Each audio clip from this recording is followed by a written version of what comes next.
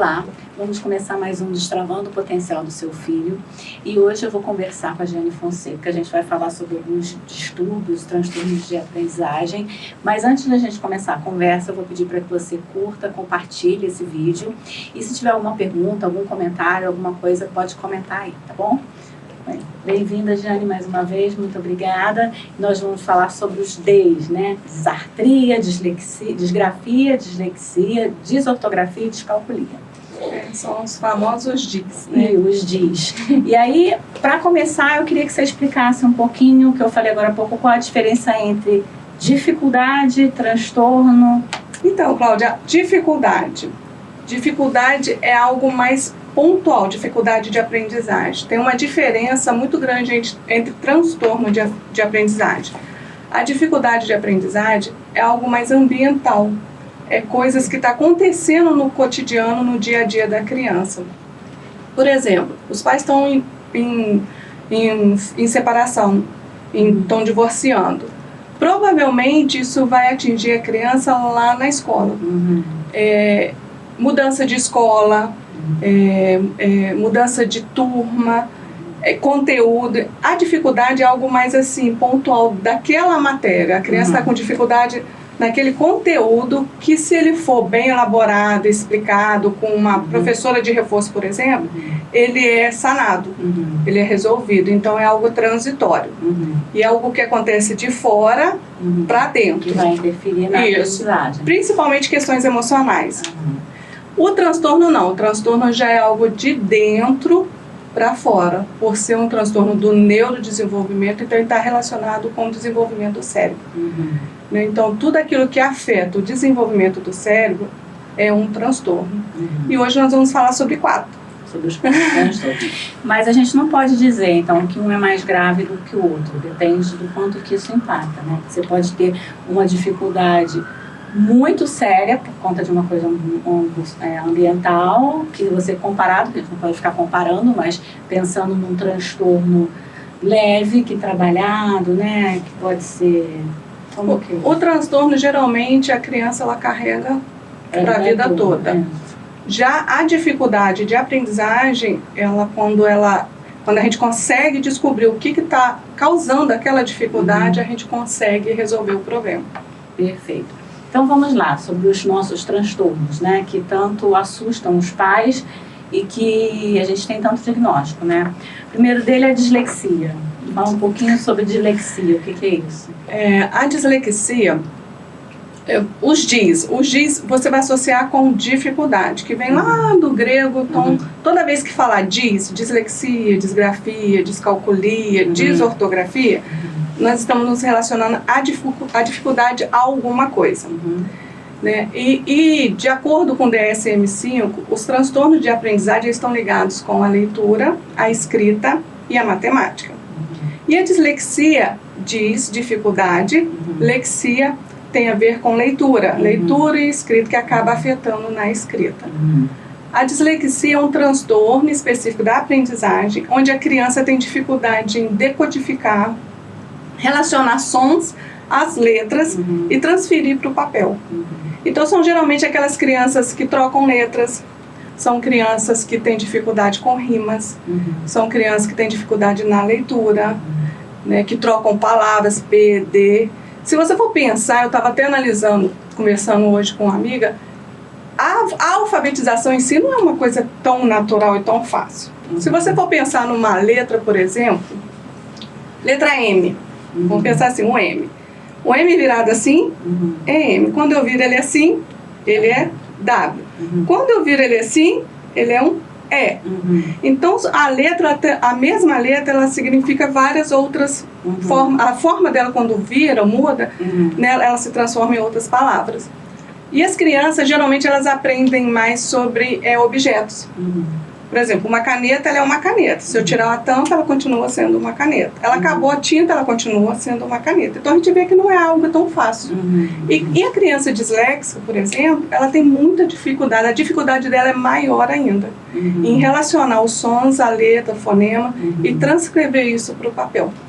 Então, assim, a gente tem... A forma de alfabetização vem mudando ao longo do tempo, né? E aí você tinha aquele forma... silábica antigamente, babé, bi, bobão, né, que era o que a gente tinha antigamente, e aí a gente veio para a forma fonológica, né, que é o que mais se usa, mas muitas pessoas nem usam isso, né, uma forma diferente de alfabetização.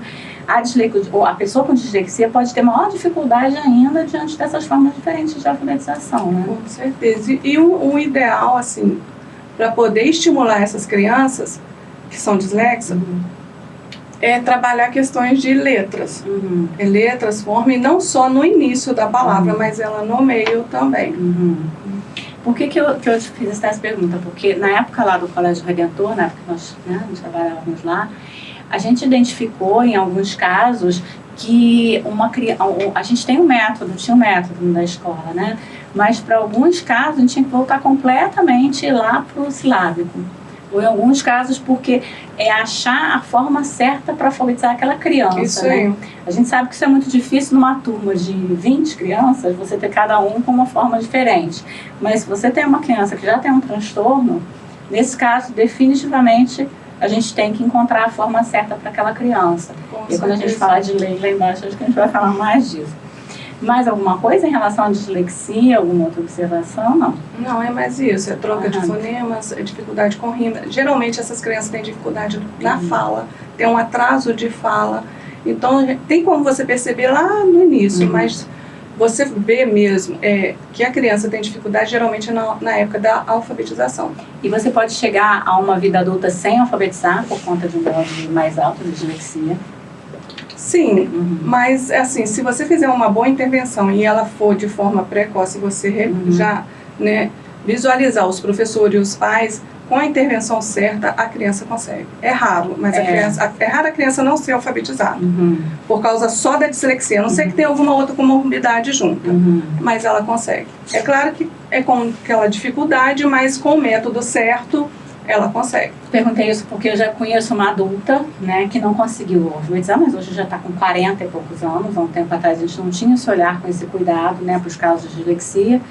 E já desistiu, assim, eu acho até que já devia ter desistido.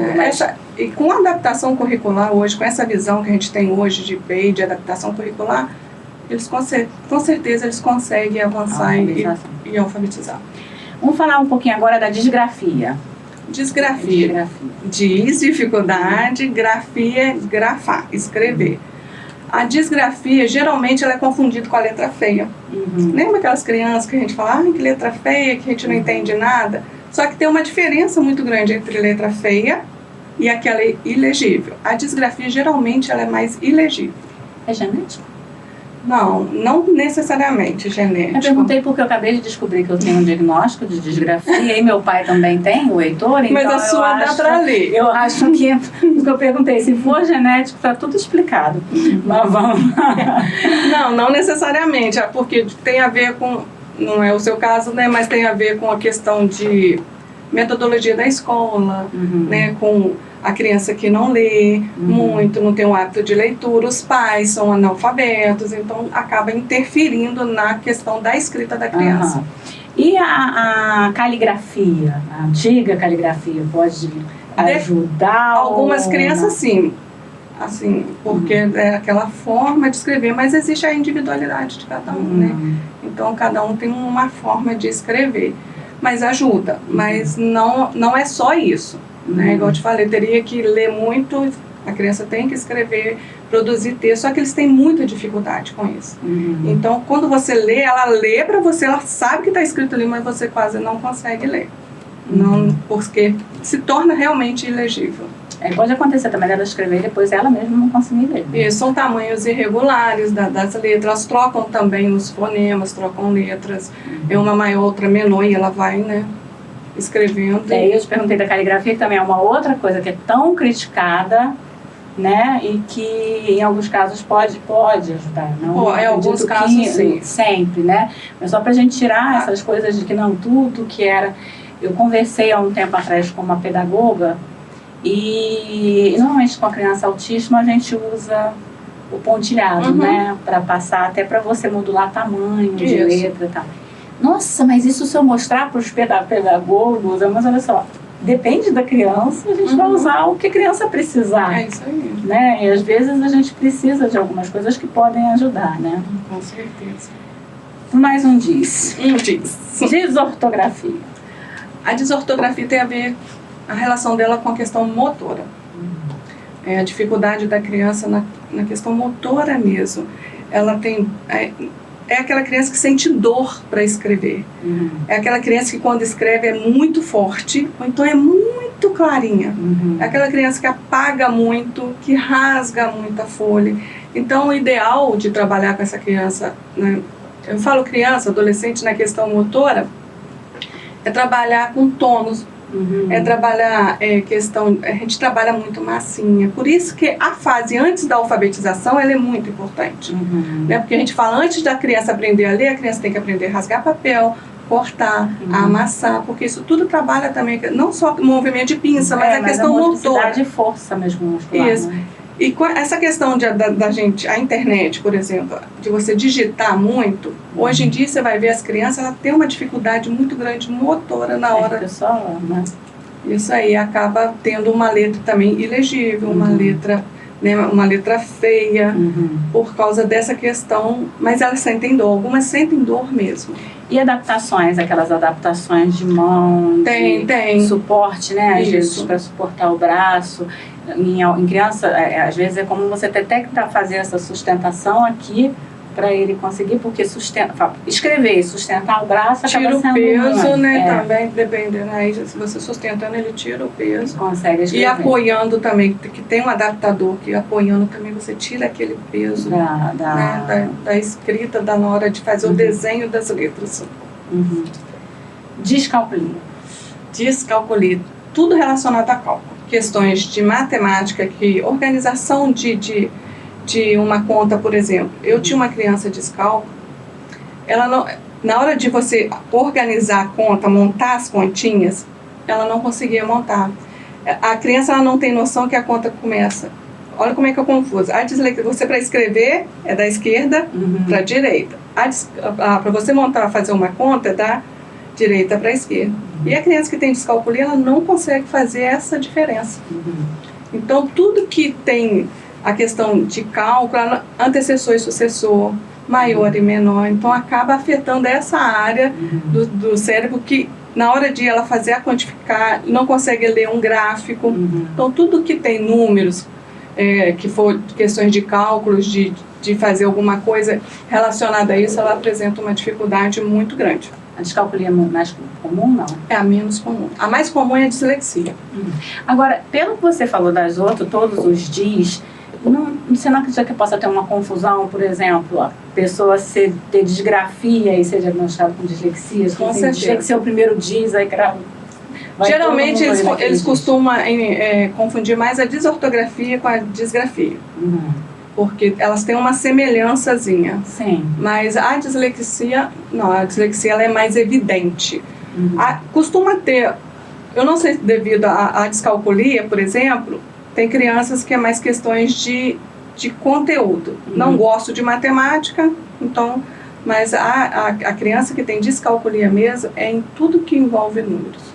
É porque também, coitado do professor, né? As pessoas já vêm com essa história de não gosto de matemática, do pai que não gostava de matemática. É isso aí. E é interessante como você vê famílias de professores de matemática, os filhos amando matemática, assim, seguindo a mesma linha, né? Que isso vem, né, do que é contado, né?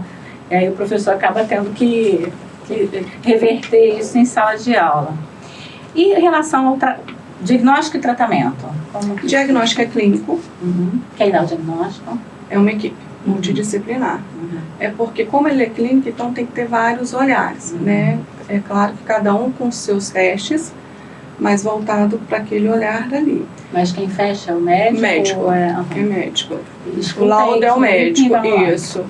Eu faço avaliações, no meu caso, como psicopedagoga, e ali eu faço algumas hipóteses de diagnóstico, junta com a fono e junta com o neuro, para eles fechar, para o médico fechar o diagnóstico. Mas não é nada de imagem, não adianta você fazer um exame de imagem que lá não vai dar que você tem dislexia. É mais clínico mesmo. E o tratamento? Aí as pessoas falam assim, eu tenho que medicar minha criança. Eu acredito que a medicação depende também. Mas se tiver uma comorbidade junto, por exemplo, uma criança dislexia e uma criança TDAH, aí eu acredito que dependendo tem que tomar medicação. Mas com intervenções, escola, família, né, e terapia, não tem como você não ter um bom resultado. Então, o tratamento geralmente são as intervenções. E quanto mais antes de você descobrir, melhor, né, é a resposta. A gente já consegue descobrir algumas coisas dessas antes do período da alfabetização ou não? Isso vai ser na alfabetização? Mas não é aconselhável nenhum laudo antes da alfabetização.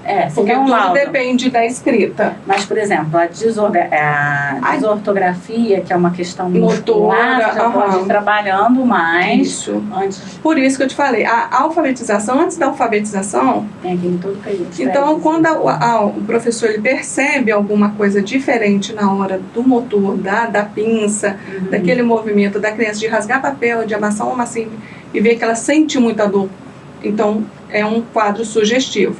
A criança que tem dificuldade com rimas, em rimar, em parlendas, em músicas, igual eu te falei, o atraso na fala também já é um indício para a gente ficar observando quando chegar lá na fase da alfabetização, para ver se é realmente alguma coisa só pontual ou se está dentro de algum transtorno de aprendizagem. E aí, quando a gente tem, né, um filho com um desses diagnósticos, né, e aí o diagnóstico fechado pelo médico, como que é legalmente? Que direitos essa criança tem, a família tem que buscar? Legalmente, assim, é o que seria certo, né? Lei é lei para ser cumprida. É a adaptação escolar, a adaptação do material, né, curricular. A criança que, por exemplo, tem um desses transtornos na época de prova, é um pavor para elas. Porque ela vai vendo todos os amigos saindo, principalmente a criança disléxica tem aquela leitura, aquela escrita e a leitura mais lenta, né? Então, para ela é um pavor aquilo. Então, o direito dela é um tempo extra, é um ledor, principalmente uma prova oral não seria problema nenhum para essa criança, porque oralmente ela não tem problemas intelectuais, entendeu? Então, oralmente ela aprende. Então, ela conseguiria falar, o problema é na escrita. Leitura e escrita. Isso. Então, uma adaptação, uma diminuição do conteúdo na questão de um enunciado de uma frase. São todos os direitos que a escola ela teria que proporcionar para essa criança. Entendeu? Necessariamente o PEI, ou porque quando a gente pensa em PEI, a gente pensa num projeto diferente da escola. Ou algumas adaptações pontuais para os casos mais leves? Adaptações pontuais, não necessariamente o PEI. São parciais mesmo, assim, eu te falei, enunciado. Você grifar aquilo que você quer que ela tenha, diminuir a quantidade, vamos supor, de objetiva, coloca uma só, uma discursiva, por exemplo, uma questão só discursiva, o resto de marcar, com essas opções dentro do mesmo conteúdo, você não está facilitando, diminuindo nada. Você está apenas adaptando aquilo ali por causa do transtorno daquela criança. Seria tão mais simples se fosse prova oral, né? Porque a prova oral você não avalia pela escrita em si, né? Somente pela escrita, né? E a oral...